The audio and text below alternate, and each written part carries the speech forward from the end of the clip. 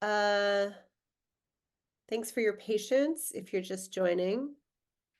We are just going to give it another 1 minute and then get underway. But a few housekeeping items before we get started. So you can ask questions in the chat. So we'll answer them throughout if we can, or we'll answer them at the end.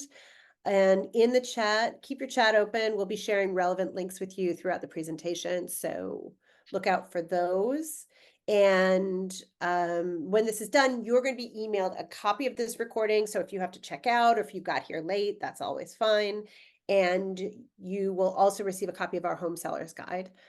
And just feel free to reach out to any of us as soon as this is over, or anytime. Contact us to answer any questions that you don't want to ask publicly. But we'll be a pretty intimate group for this session, so we can tailor this to your needs. So if something comes up specifically that you want to discuss, let us know in the chat and we will try to address everything.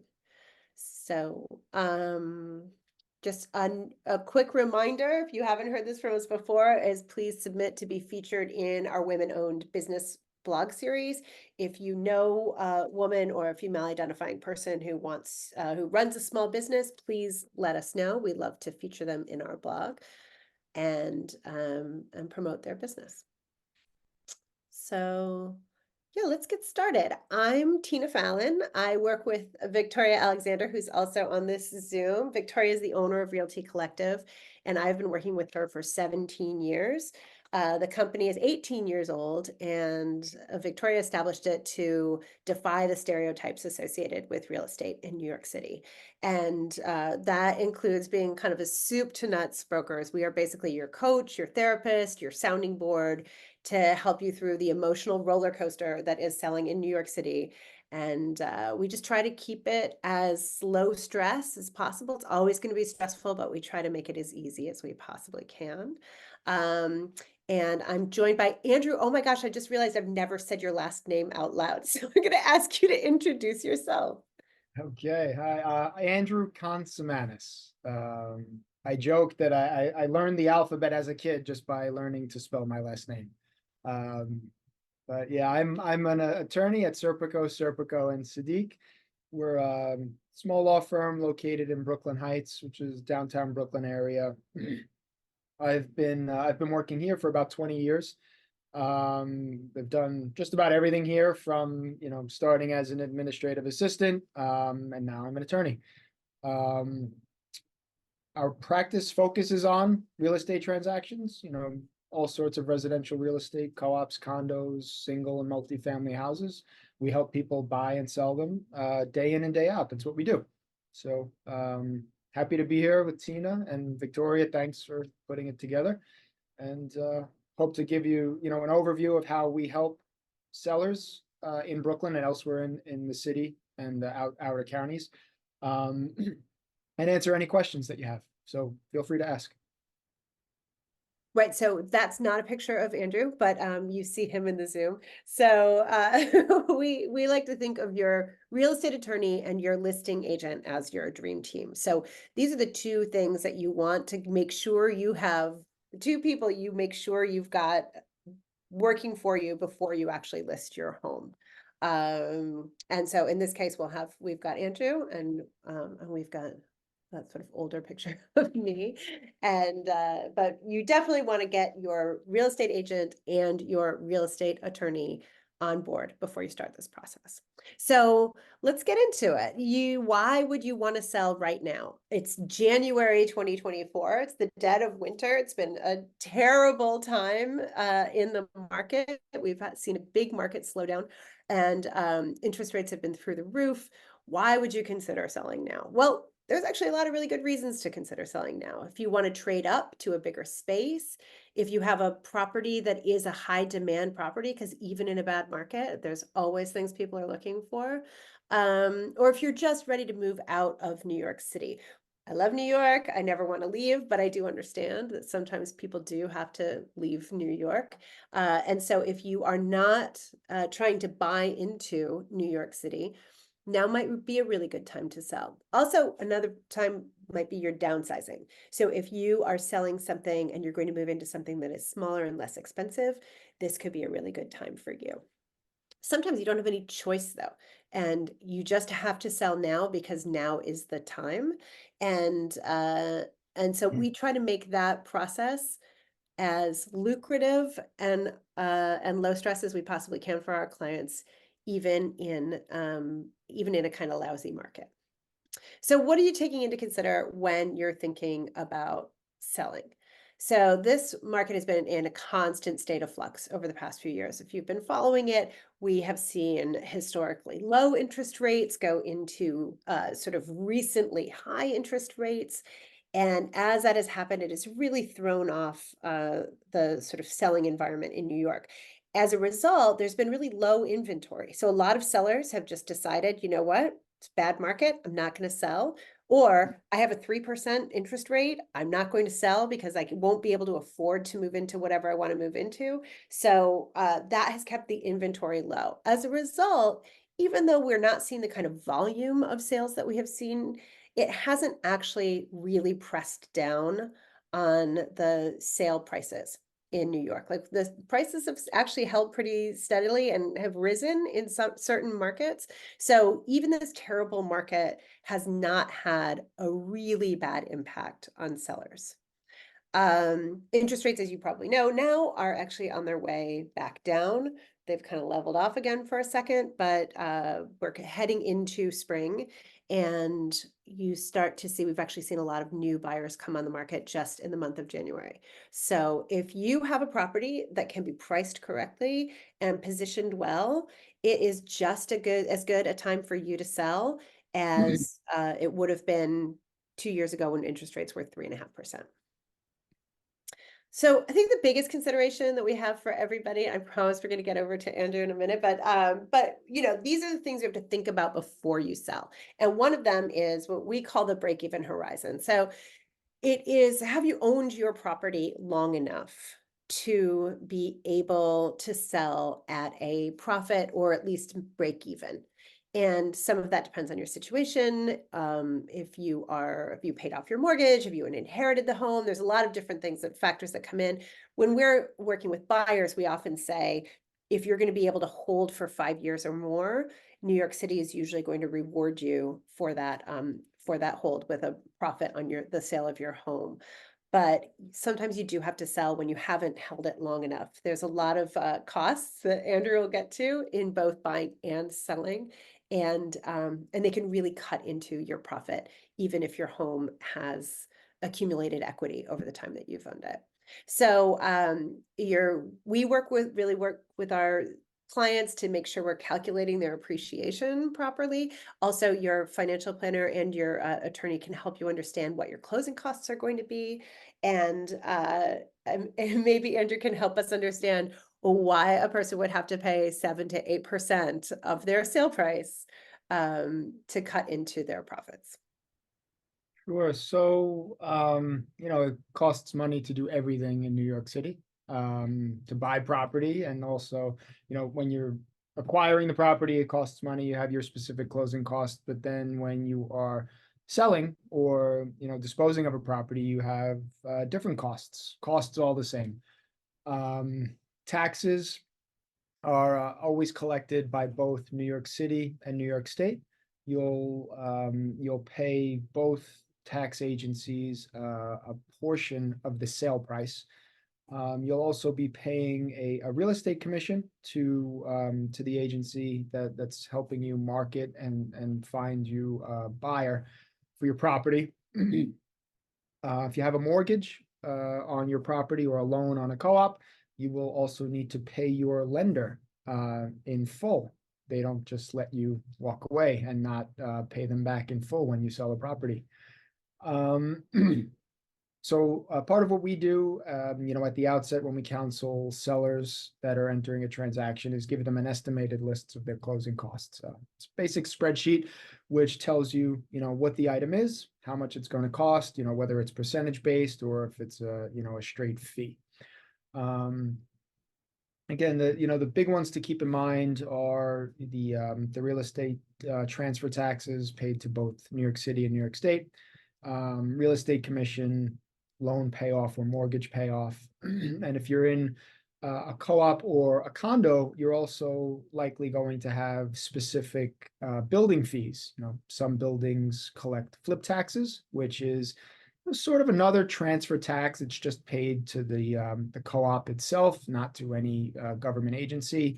You have various things like move out fees, move out deposits. You know, buildings sometimes get creative on what they charge sellers on their way out, but those are the most common sorts of fees that we see when somebody's selling in a co-op.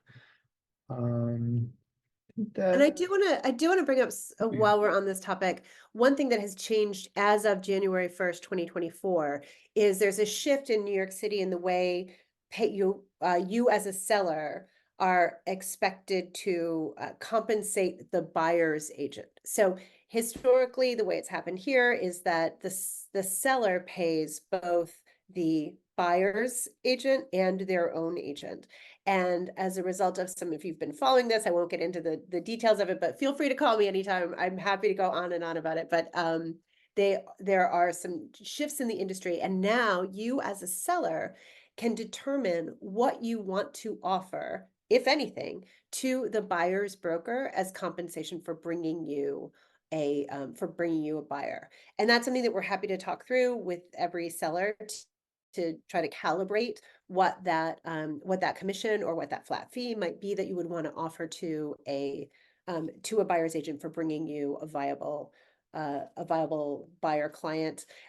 We think it is absolutely worth compensating somebody for a very good buyer, but that's something that is now up to you as a seller. You will not be obligated to do so unless you choose to. So those are just little shifts that are happening. So we've been watching this in December. Our December selling in Brooklyn did not include this information, but now we know what we're working with. So those are things that are changing, and it could conceivably over time reduce a little bit of what your closing costs are. So we'll see how it's going to play out. So what's really important is once you've factored all those things in, do you have a plan for after you sell? So, oh wait, sorry, we're gonna go back.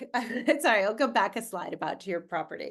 Is your property what people are looking for now? So let's talk about what people are looking for. So there is a buyer for every property, right? So we will find you your buyer. You only need one buyer, so we can find that for you. You don't need a scalable product.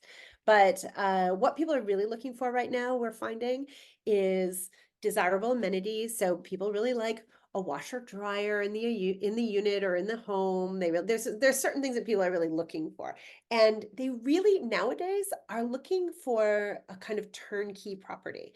There's not as many people who are interested in a fixer-upper. If a fixer-upper is priced well, there's definitely buyers for it. But we have found that after the pandemic, people's appetite for renovation really went down. And as supply chain issues and labor costs were driving up the expenses associated with renovations, that we've seen more and more buyers who simply want something that they can bring their toothbrush and move right into. If you don't have that, we've got all kinds of plans for how to work with that.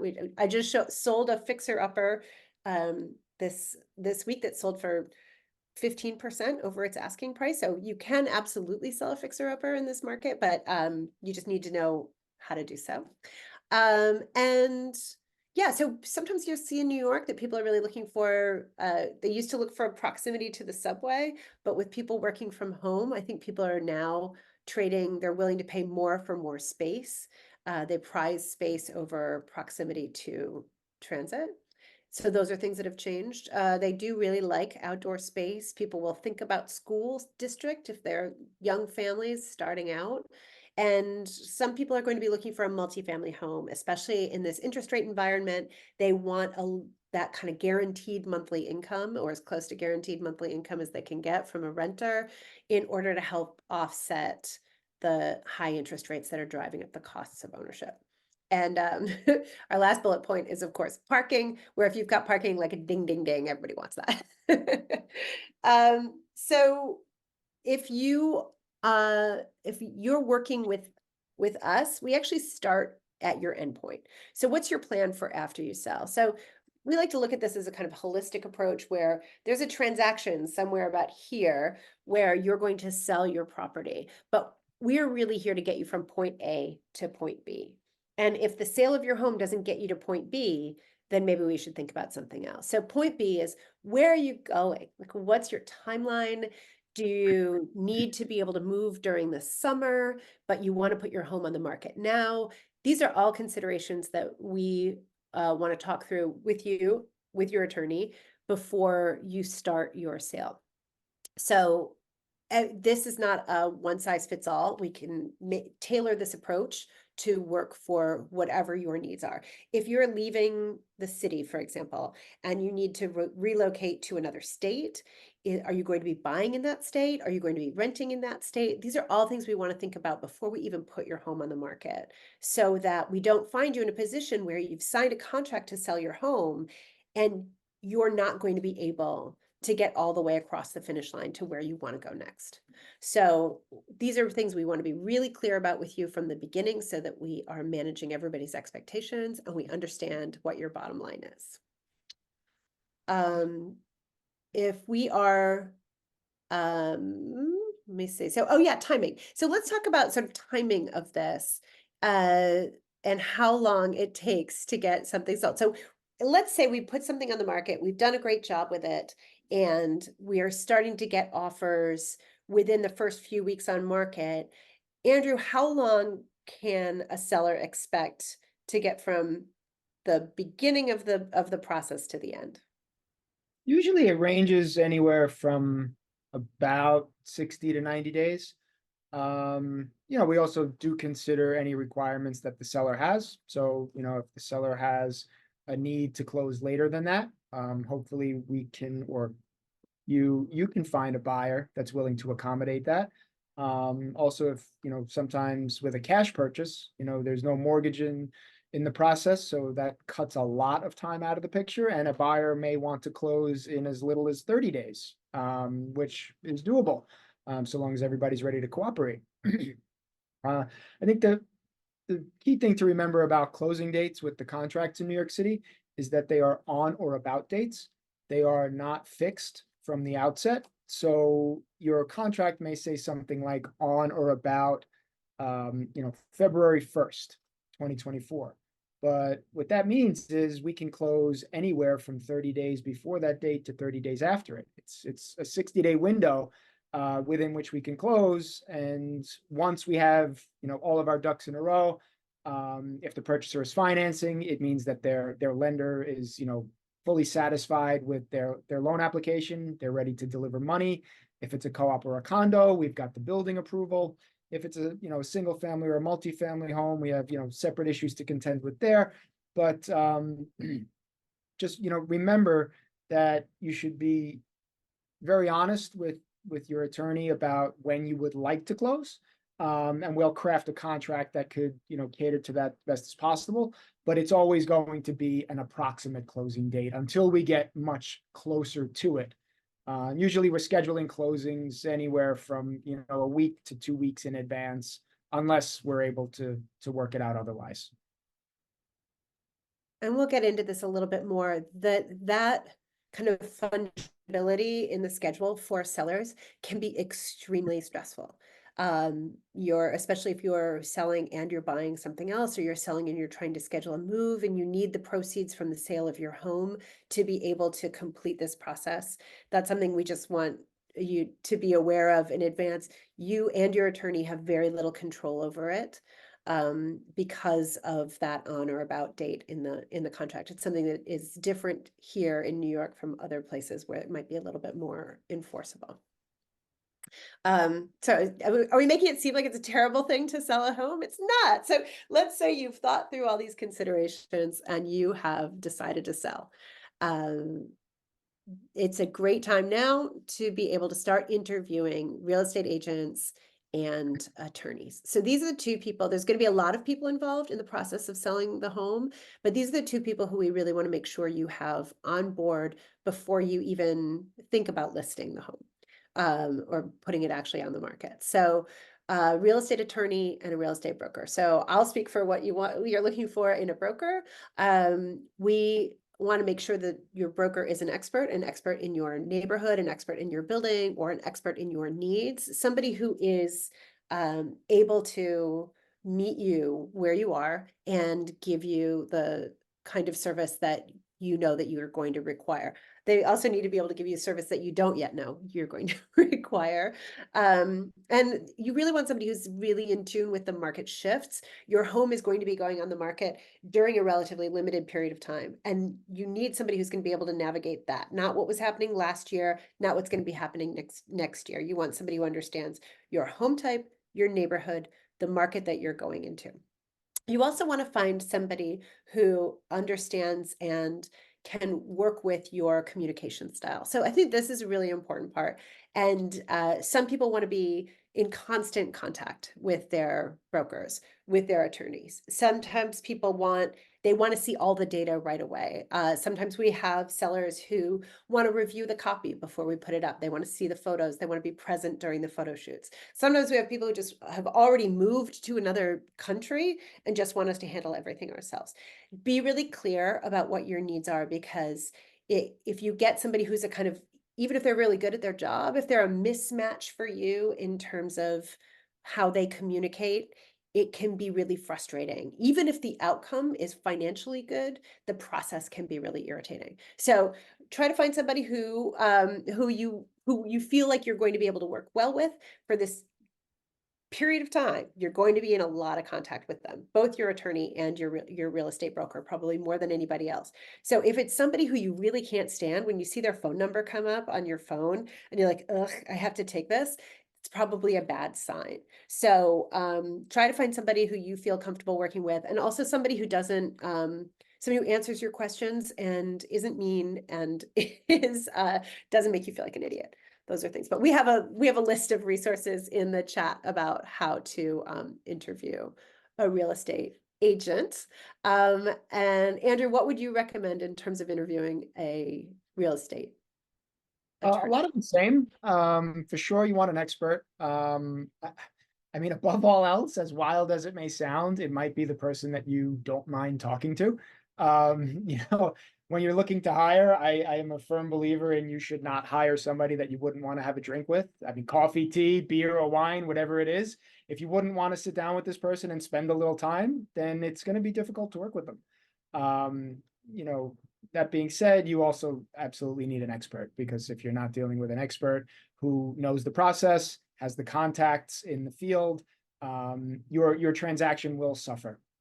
And we frequently see attorneys that don't operate in the real estate field regularly, dip their toe in. And when we're working with them, we often need to do more work and educate them, and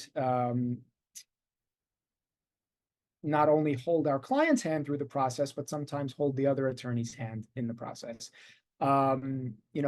Speaking for myself and Rashida, we're always willing to do that because we want the deal to work. So if we do have to spend a little time with another attorney, possibly, giving some pointers or, explaining custom, we're happy to do it. You just don't want your attorney to be that person who's having their hand held. You want your attorney to be the one that can, take control when necessary, explain the process to you forwards and backwards, and be completely confident in that ability. And that's really what we are. Real estate is what we do day in and day out. There are a couple of other things that we do, but real estate is by far the largest part of our practice. And that's really who you would want to hire as an attorney. I couldn't agree more. I think you want somebody who's a real expert. And I just completed a deal with a buy-side broker who never came to the home. Like, I ended up doing a lot of hand holding with the buyers, even though their broker was the person who negotiated the deal for them. I'm completely happy. We're completely happy to do that, to supplement if there's somebody who maybe lacks a little knowledge or the time or to do the hand holding. Happy to do the hand holding, but I agree with you. Like, you definitely want your person to be the hand holder, not the person who needs to be guided. Yes, absolutely. So one of the things that you will be talking about with your attorney right at the beginning is, and excuse me, and with your real estate agent as well, is real honest talk about your home. So what is it that you're selling? And so what we need to know at the beginning is that when we're marketing a home, we want to tell a consistent story from beginning to end. And we don't want there to be, or we want there to be as few surprises as possible. I can't say we don't want there to be any surprises. There are always surprises, but we want as few surprises as possible. So if you're selling a home that has an HVAC system that it needs to be repaired, or if you are selling a home where there was flooding during Hurricane Sandy, or even last week. These are things to be absolutely brutally honest with your broker and your attorney about. We will also go through the public records and pull information to make sure that there are no violations on the building. Andrew, if you can speak to that a little bit.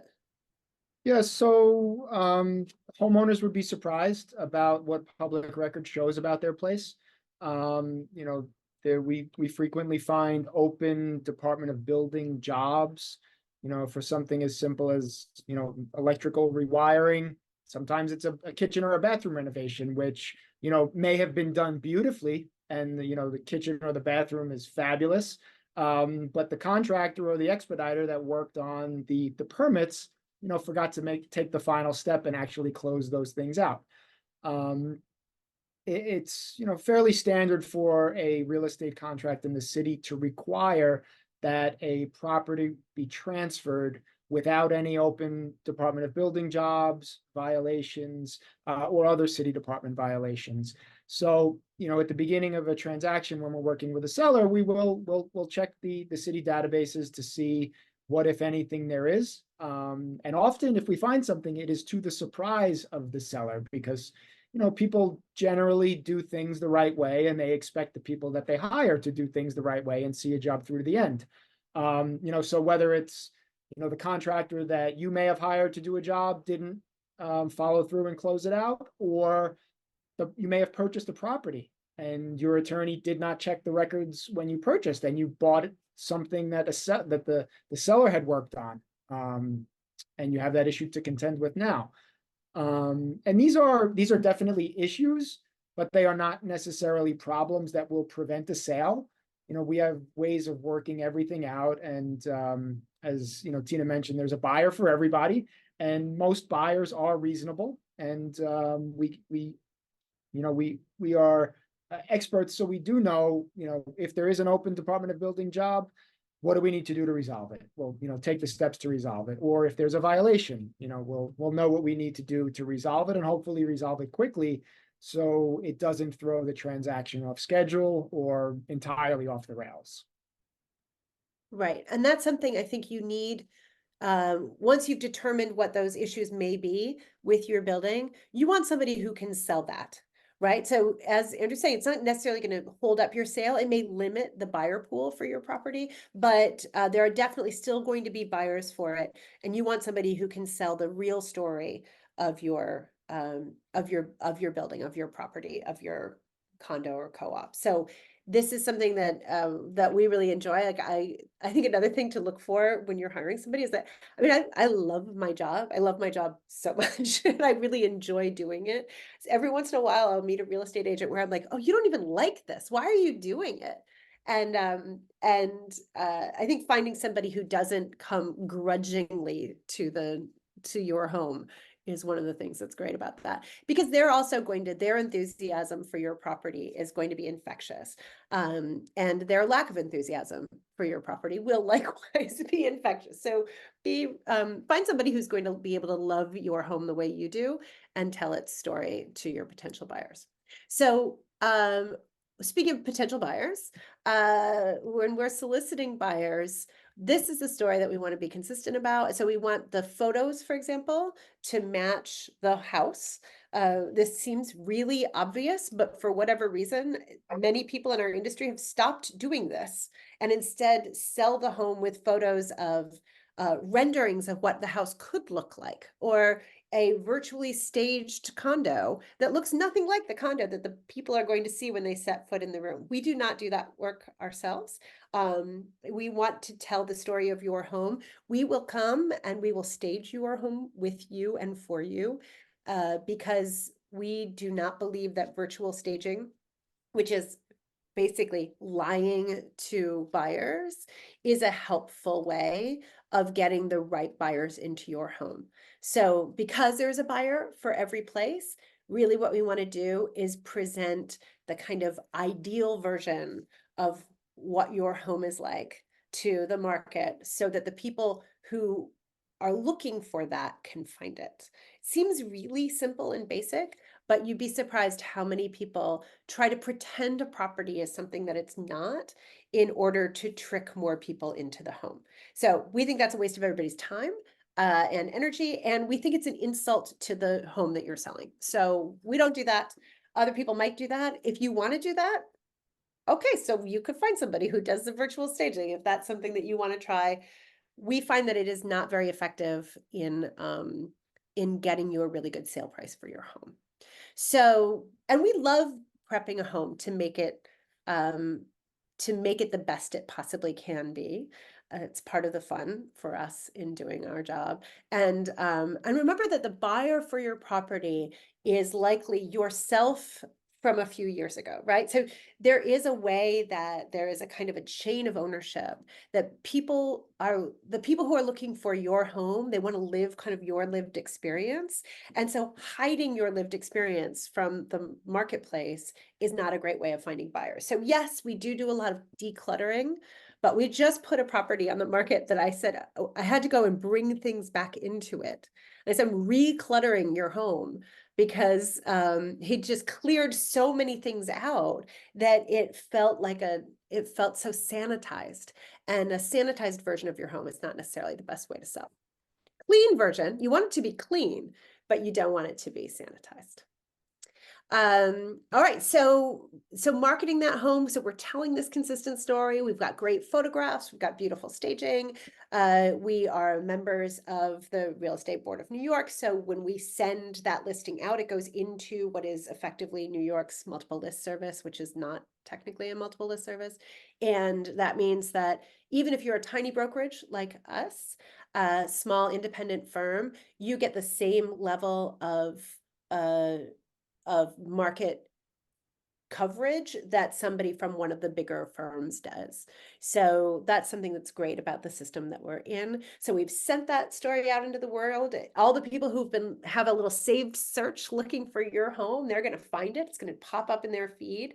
They're going to see the photographs. They're going to fall in love with the photographs or not. If they fall in love with the photographs, they're going to show up at the open house. And you really hope that the photographs look like what they fell in love with. Otherwise, they're just going to be disappointed. So they come, they see it, and our job is then to get you as many offers as we possibly can. If we have priced it properly, if we've marketed it properly, even in a tough market, you should be receiving offers within the first 2 weeks. So it seems kind of fast, and sometimes it can feel fast. And if you get a great offer right away, sometimes you'll feel like, oh no, I underpriced it. But we ask you to resist that sense that you've overpriced it. The reason people come to you with a really good offer is you've priced it well. And those people have been in the market. They are ready to buy. They've likely been outbid on more than one other property. And those super competent buyers are the ones who are really going to know more about the market than you do as a seller. The buyers are going to drive prices. And so don't be afraid of that first offer making you feel like you undersold it. So if we know that there are some issues with the property, then you also have to be ready to make some concessions. So especially in the market that we're in, when buyers are really burdened by the interest rates relative to a few years ago, they may want everything else to line up really well for them. So if we know that, for example, that the HVAC system is broken and you can't really fix it now because it's the dead of winter, and so come April when you're closing, that is going to need to be fixed before your final walkthrough, let's have an idea in advance of some ways that we can address that. So, Andrew, what are some ways that that you can as a in your contract address some compensation for faults in the property? Well, there are lots of ways to do it. Nothing, no one is better than the other. It's all a matter of, making sure we get to a closing. So, sometimes we have monetary amounts incorporated into a contract. So, let's say, the dishwasher is broken. We'll cap the seller's possible expense for that. More often than not, the dishwasher that's in any place is not brand new. So we're sort of figuring out what would be the value of that if somebody had to go out and get something of equal value. If it's $350, we'll have a limitation in the contract that says, something like seller's responsibility for a broken appliance would be a maximum of $350. Seller, I mean, you could always go out and fix it. If the buyer gets to their walkthrough and finds out that the dishwasher is broken, the seller could certainly have it repaired. The issue with that is that the walkthrough is usually done so near to closing, 24 hours in advance, sometimes even the morning of. So there's not always time for a repair to be made. But there are always ways to negotiate. Could even, delay closing, which nobody really wants to do, give a credit. Or also, if the dishwasher is broken at the beginning of the transaction, the contract says, dishwasher is broken. Purchaser, you're going to get a broken dishwasher. And you'd be surprised that lots of purchasers are okay with relatively minor issues like that.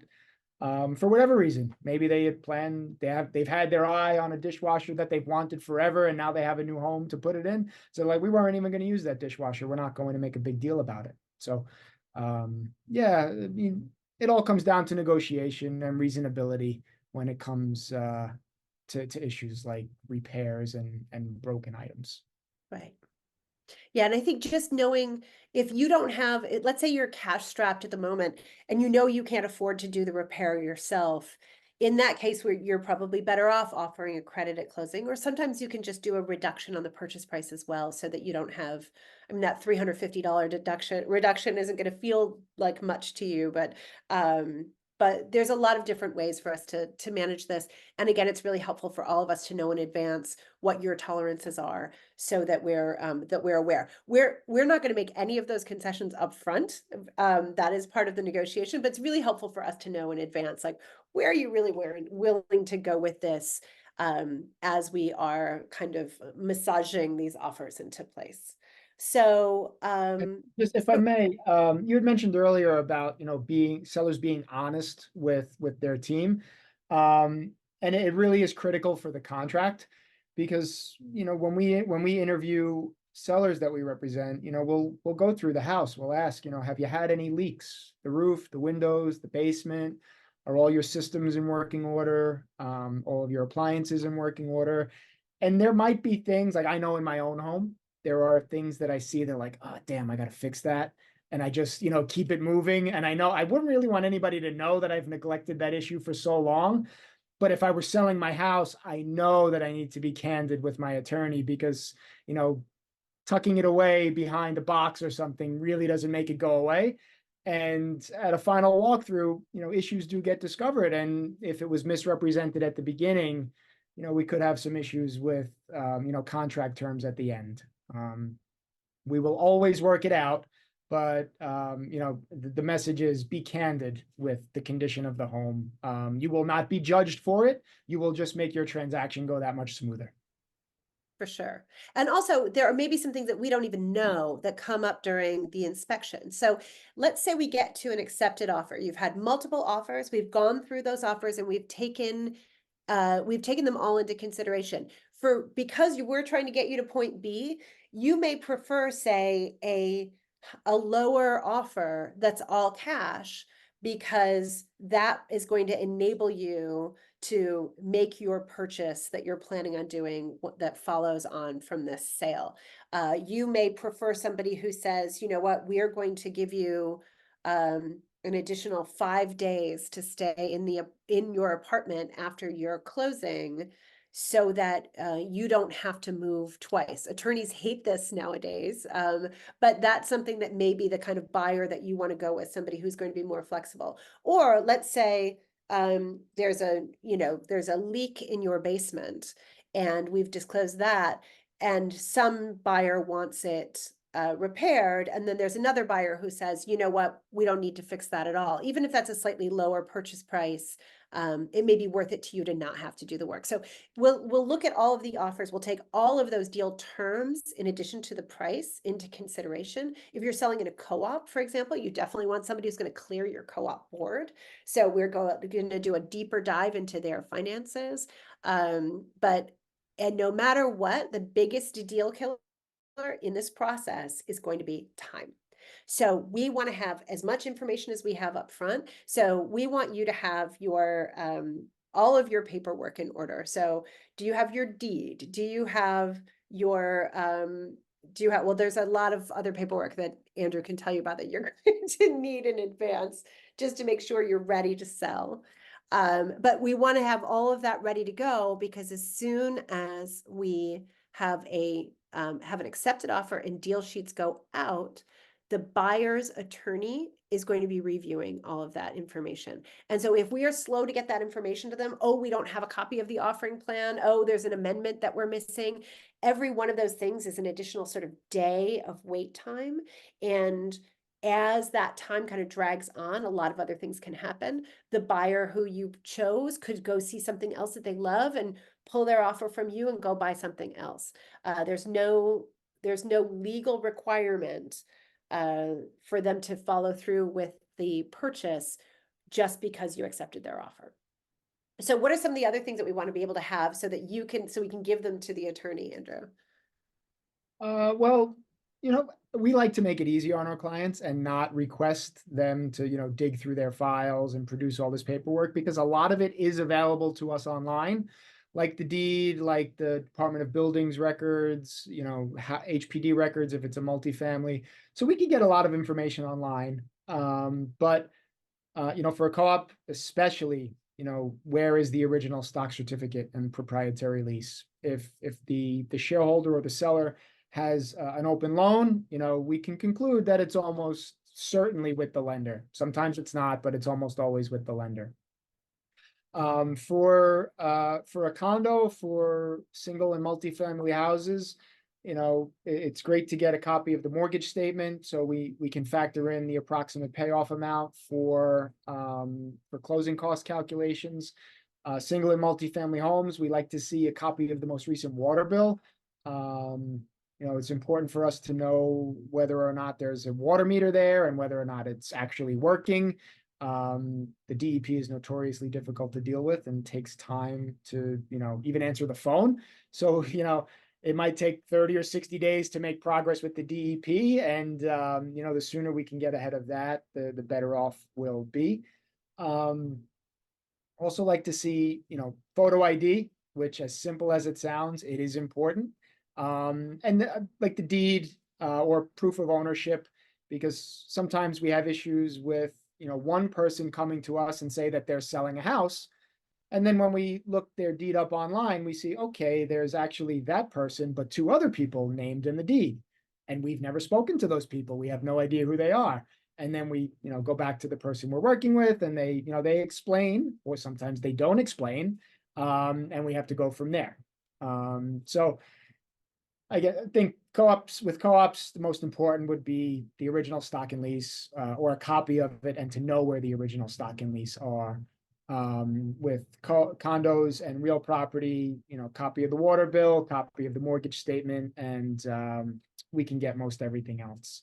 An exception is if the condo or the single or multifamily house was purchased relatively recent, the documents from the purchase transaction could be helpful. If there was a title policy issued, which there almost certainly was, title insurance policy, even a survey. If we have a recent survey, it could shave time off the title process because a new survey will not be required. An owner's title policy could very quickly clear issues that a purchaser's title company may raise. You know, if the prior title company that the seller used when they purchased their property already did research and already reached a conclusion about a particular title issue, it's great for us to be able to just turn over the title policy to the buyer or the buyer's title company and say, you know, here you go, that issue was already resolved. And the title companies will talk, and hopefully the issue was actually resolved, and we all save some time and probably some heartache and some money. Yeah, I mean, that time equals heartache equals money, I think is also how that rolls. It's the more the better prepared we are. That means it's the easier easier time we're gonna have sort of going with the normal bumps that come along that we can't predict. So we try to control as much of what we can control, and then we manage the rest. So one other thing is that if you're selling a multifamily building and you have tenants, we would like to see a copy of the lease and also a record of the rent receipts. So if you're selling with a tenant in place, that's another that limits your buyer pool, I'll just say. And if you're selling something that has had recent rentals, then it may be useful to the sellers or to the buyers in getting a loan that they will be able to see what you were collecting in rent. So those are some additional things that we want to look through. Okay, so that we've got it all together. I think we're going to get into contract. We have all of our paperwork done. We've done our inspection. Nothing came up in the inspection that we weren't able to sort through. And now the purchasers have given a 10% down payment that's being held in escrow. And now we begin, you think you can take a break, right? Like you can actually for about 24 hours. You can have a deep breath that we are now in contract, and then you have to get back to work again. So it's going to take about 30 to 45 days to process due diligence. Obviously, it takes longer for a co-op. Maybe that's not obvious. It takes longer for a co-op. And things that have been taking a little bit longer lately are the banks. The banks have been a little slow. You would think that even though there's a kind of a slowdown in deal volume, that then the banks would be moving more quickly. But they've really tightened underwriting standards lately, and we are seeing banks ask buyers to come back again and again with new information. So being patient with that is really helpful in moving the deal along. But yeah, what other due diligence? I think we may have gone through it. Andrew, is there anything that we missed that they will be doing? Title, you mentioned? Yeah, well, title insurance is a form of insurance policy that comes along with condominium and other real property purchases, not co-op purchases. And what the title search is the title insurance companies, they sort of write a book report on the property. You know, they search all of the court records, land records, city agency records. They dig up the dirt on the property, if there is any dirt. And that is all done with the intent of issuing the purchaser a title insurance policy. Title insurance protects the purchaser from lots of things. It protects them against, a claim that somebody else may assert, which says that they are the rightful owner of the property, or as would more likely actually happen, a judgment or a lien against the seller that was missed. So when you sell property, if you have any, money judgments or tax liens against you, you will have to settle them up at the closing. You can't just, have a windfall from this property sale and not pay the government or some other creditor the money that you owe them. So those types of things are included in the title report, as well as a record of ownership. The title company wants to verify that the seller is actually the owner of the property and has the right to transfer the property. And the title report comes usually after the purchaser has obtained a loan commitment, if they're financing. If they're not financing, the title report will come very quickly after signing the contract, probably about 2 weeks or so after that. And based on what the title report shows, on the selling side, we'll know, what work we have to do. There are, a handful of items that are straightforward that sellers will provide a general title affidavit for, very simple stuff. But, sometimes if a property was inherited from a parent or a spouse, if if a husband and wife were listed on the property, but only wife is selling because husband has passed on, the title company is going to see both names on the deed and then ask a question. Well, where is Mr. Johnson? And we'll explain, Mr. Johnson has passed away. Here is his death certificate. And then the title company will be happy and move on to the next issue. But Tina, I do want to mention, we have due diligence in two parts, really. With the co-ops and the condos, the purchaser's attorney is doing due diligence for the benefit of their client in advance of signing the contract. They try to find out all they can find out about the condominium or the co-op before the purchaser is on the hook to buy it.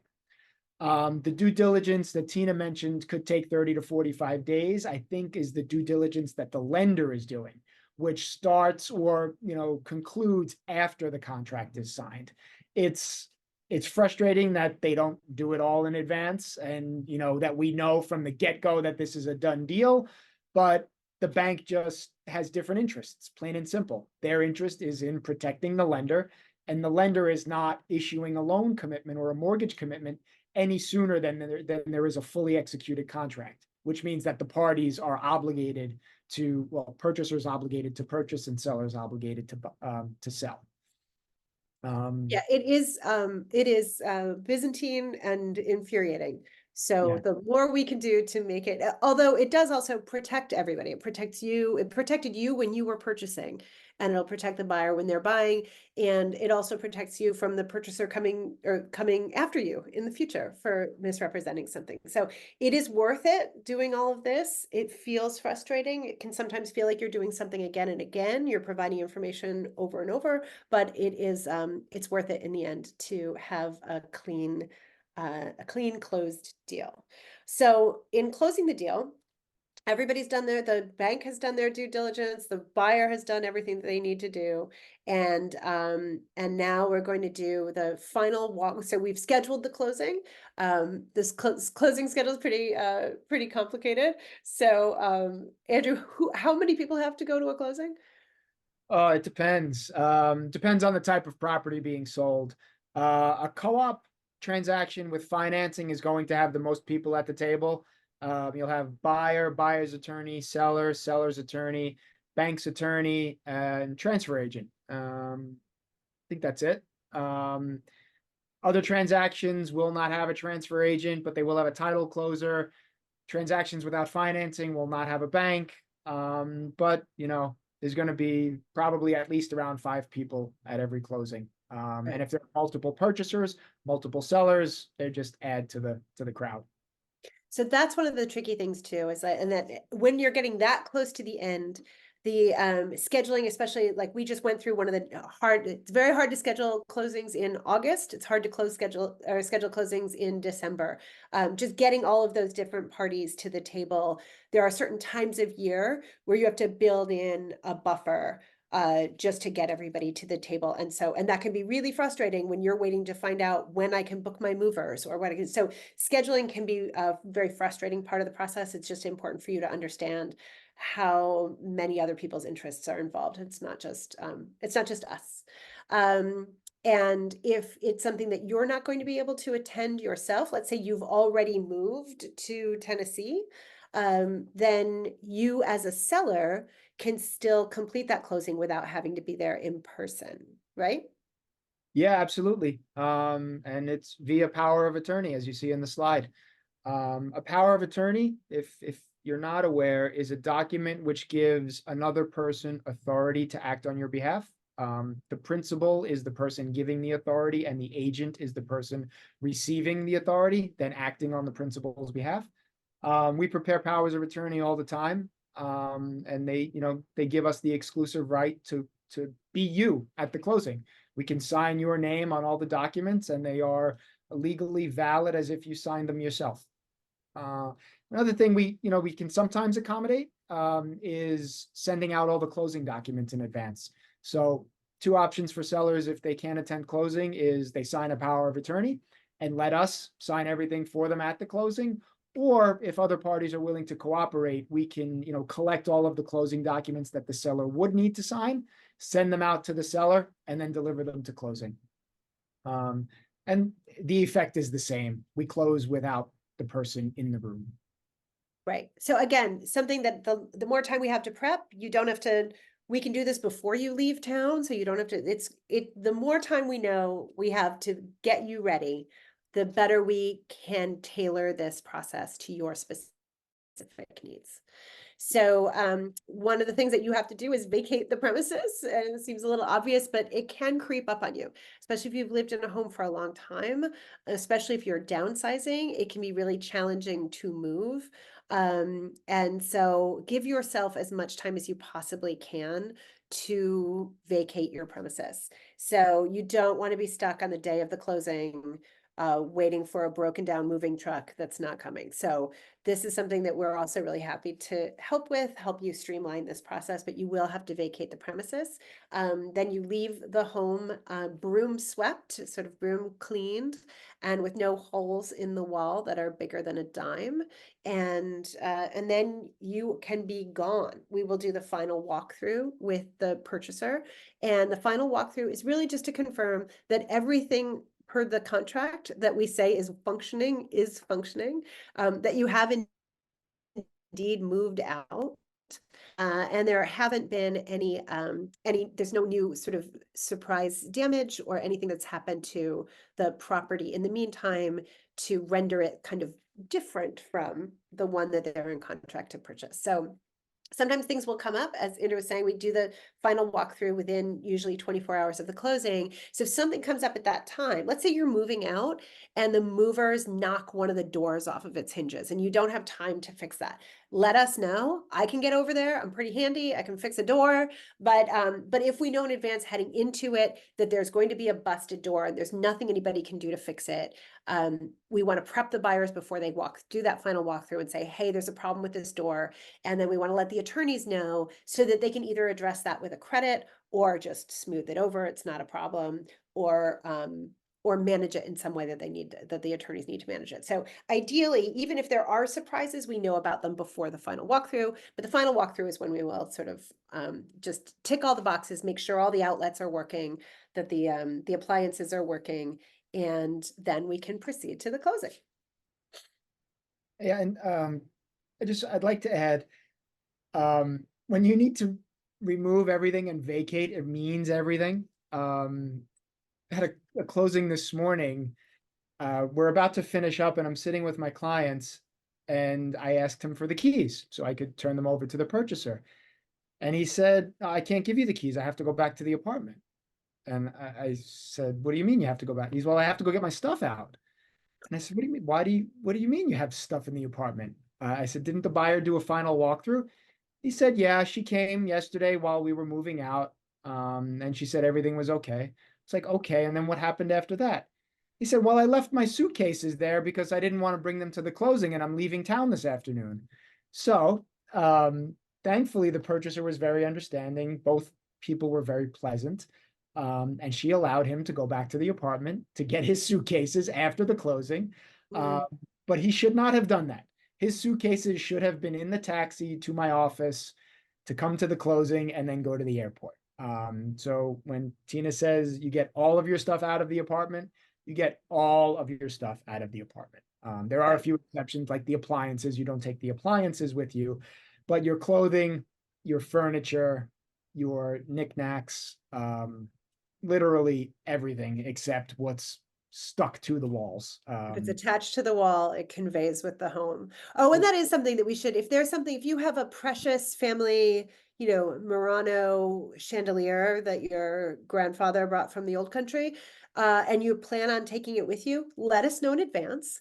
And that will be something that we will exclude in the contract. So you'll probably have to replace it with something from Home Depot, but that's something that we need to know. You do not want us to show up at the final walkthrough and something that it was supposed to be included is no longer in the home. That's almost as bad as leaving something behind that is that's not supposed to be there. So if you do have things, and it is totally fine to exclude things from the contract too, we just need to know in advance. That's what I was about to say. It is hardly ever an issue to exclude a particular item. The issue comes up when it's a surprise. So if at the beginning of the transaction, everybody is on the same page about what's included and what's excluded, no issues. But if you decide you want to take the chandelier middle of the transaction, I've even seen purchasers agree. They're like, okay, no big deal. You want to take it, just replace it with another fixture. I'm going to put something else there anyway. So it's no big deal. But the purchaser would not be required to accommodate you in that situation. Whereas if it's in the contract from the very beginning, you have the right to take it and the purchaser cannot prevent it from happening. Agreed. So I think in summation, no surprises. There's few surprises as possible. Yes. That's what we want to do for you. Okay, so we've gone through, and then if we've done all of this, the closing should be actually relatively easy for you. As a seller, you just have to be patient and then collect your enormous check. Yeah, there's relatively little for a seller to do at a closing. Seller signs the fewest documents. We make lots of small talk because there's nothing else to do when the purchaser is signing all of their loan documents or other documents. And the closing's not going to last too long, usually anywhere from 60 to 90 minutes, as long as everybody arrives on time. But again, many sellers don't come to closings anymore because there's not much for them to do, other than wait around after they've signed the few pieces of paper that they need to sign. So that's about it. I mean, it's a very fast, I know we've been talking for an hour, but that's a pretty quick overview. Obviously, there's a lot more nuance to this process than we were able to get into in this short period of time. But we do have some time left. We would love to move on to your questions. Anybody has any questions you want to put into the chat? If you have a specific situation that you want to discuss, we'd love to hear from you. If you don't feel comfortable discussing it in this forum, please feel free to reach out. We'll give you all of our contact information, and we're happy to talk through everything. It does not imply an agency relationship, just to have a conversation. So conversations are free. Happy to have them, and we really love talking with people about this process. I feel like it's such a privilege to be part of such a meaningful journey in people's lives. And I really love doing this work and being with people as they go through it. I had a closing yesterday with some folks who'd been in their home for 30 years, and they were so happy to pass it along to the folks who are buying it, and so happy to be moving into a kind of turnkey little co-op with a doorman and a super, and they were never going to have to fix their own anything ever again. Yes, sorry, Leanne, it has been recorded, and you will receive a link to the recording via email. You are listening to, I'm a real estate agent. And Andrew, he's above me in the squares. I don't know if he's above you. Maybe over there. Andrew is a real estate attorney. Yes, and you'll get all of that. You'll see our little intros later. Yeah, it's great to be able to do this work. I guess what I'm saying is, I love doing this work. It's more grueling for you than it is for us. We'll definitely enjoy it more than you do. And I'm trying, I think one thing that I maybe should have mentioned is the contract process, sort of the back and forth. Once seller has an accepted offer, Tina prepares a deal sheet that identifies the parties and, lays out the basics of the agreement. And seller's attorney is the one that drafts the initial version of the contract. And then purchaser's attorney reviews it. There's, back and forth commenting on it. And seller's not obligated, or neither is purchaser obligated to proceed until we have a fully executed contract. The buyer signs first, pays their deposit, and then the seller will countersign. And at that point, we have a fully executed contract, which means the parties need to do what the contract says they need to do. Buyer must buy, seller must sell, and a couple of other things that we'll explain when we get to work together. Right. And while that process is happening, we as agents are continuing to show the home usually. So even if you have multiple backup buyers, part of my job is to keep every possible deal alive, just in case something goes south with the one that you chose. So it frequently happens in this market.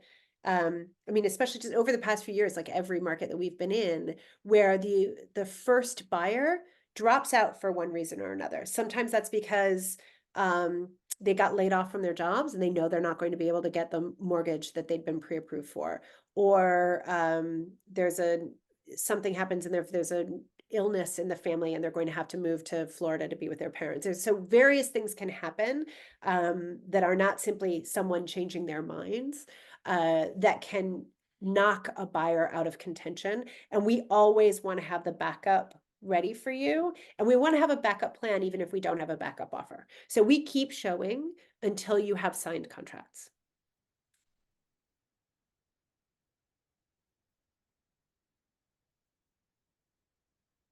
Okay.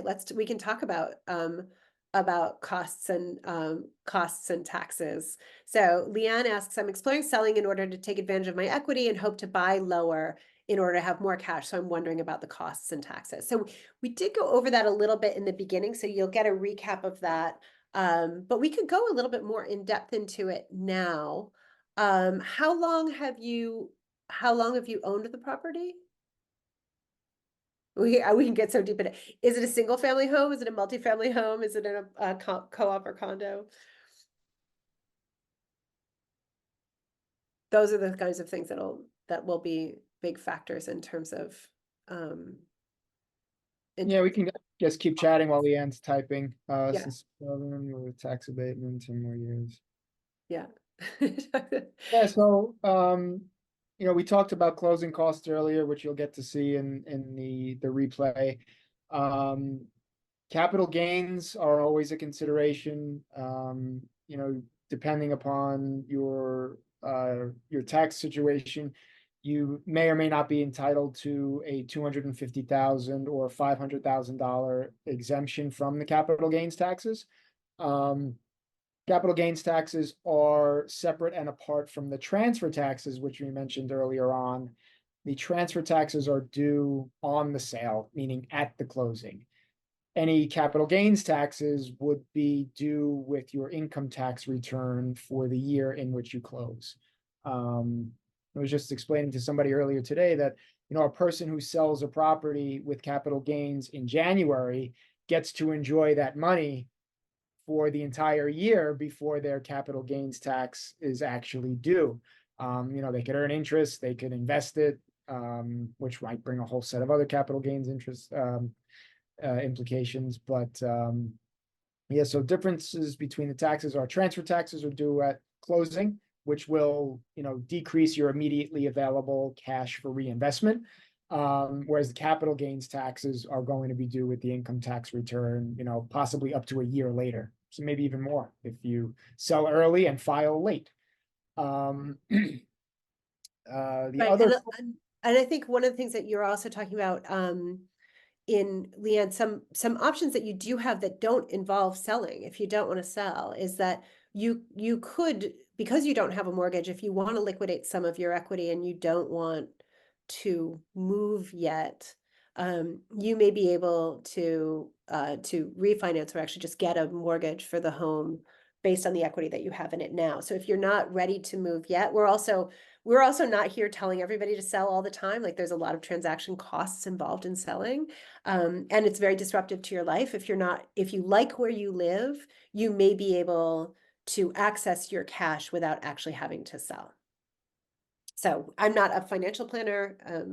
Andrew, I don't know if you are, but so we're probably not the best people to talk to about this.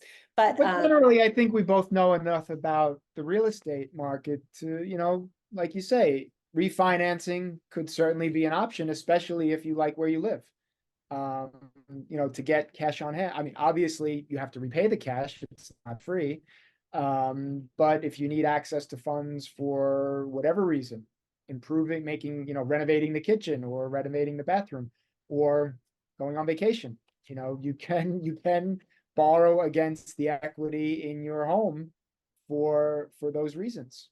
yeah, and obviously there's an interest rate there that you'll have to pay interest on that, on the money that you take out, but if that makes more sense for you, if you're ready to move, then you're ready to move. So, but if you're not ready to move, there, you may have some other options in terms of tapping into that equity.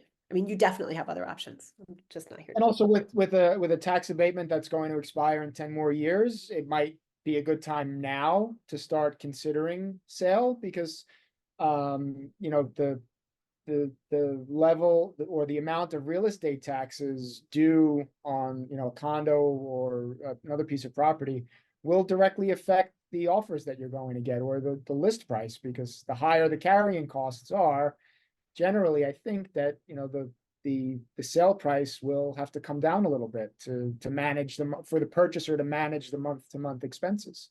You know, we see that with higher interest rates. Theoretically, the higher the interest rate, the lower the price. We're not seeing that yet, and the interest rates may drop before we actually see prices drop, which would be really weird. But yeah, the higher the carrying costs, I think generally the lower the price might be for a residential property at least.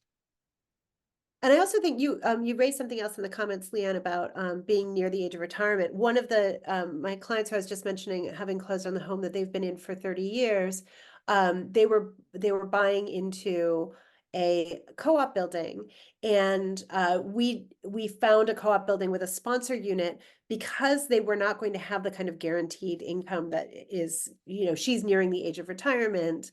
We were very careful in looking at her, so their plan Bs, or not their plan B, but their where they needed to end up, in making sure that we found a building that they could buy into, that they could downsize into, where the fact that they were at or nearing retirement age was not going to be a factor in whether or not they would be approved at the end of the day, because we did not want them to have be on the hook for selling their home and not be able to move into something else. So those are things that I think are worth considering. And then if you do get enough cash out of the home to be able to purchase something else, or even go into a rental, then the fact that you're not going to have income is something that would, you know, it'll limit your purchase options on the far side. So you may not want to go into like a Park Avenue co-op at the time when you're retiring. So but there's always really good options out there. We just need to, again, it's really good to know in advance.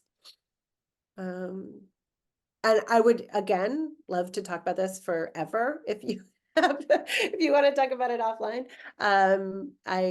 We are available, and we'll schedule time to really go into it in depth.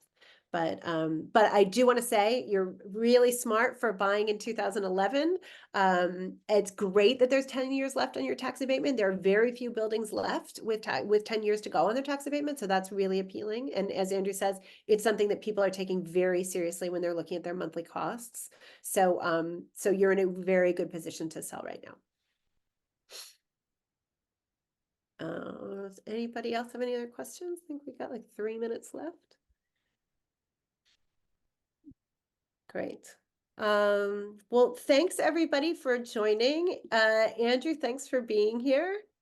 My pleasure. Thanks for having me. Hope to do it again. I think, Yeah. I don't know if everybody know, I'm substituting for Rashida Siddiqui, who's the usual real estate attorney in this talk. She's a partner at the firm that I work at. And her You're great, Andrew. You did great. Thank I you. know I'm substituting for Victoria Alexander, so. So there we go. But I thought we did pretty respectably. I agree. Absolutely. 100%. All right. Well, thanks everybody for joining, and you'll get a copy of this tomorrow in your email. And if you have any questions, please reach out. Even if they seem minuscule, please reach out. We love to talk about this. Good luck, everybody. Good luck, stay warm.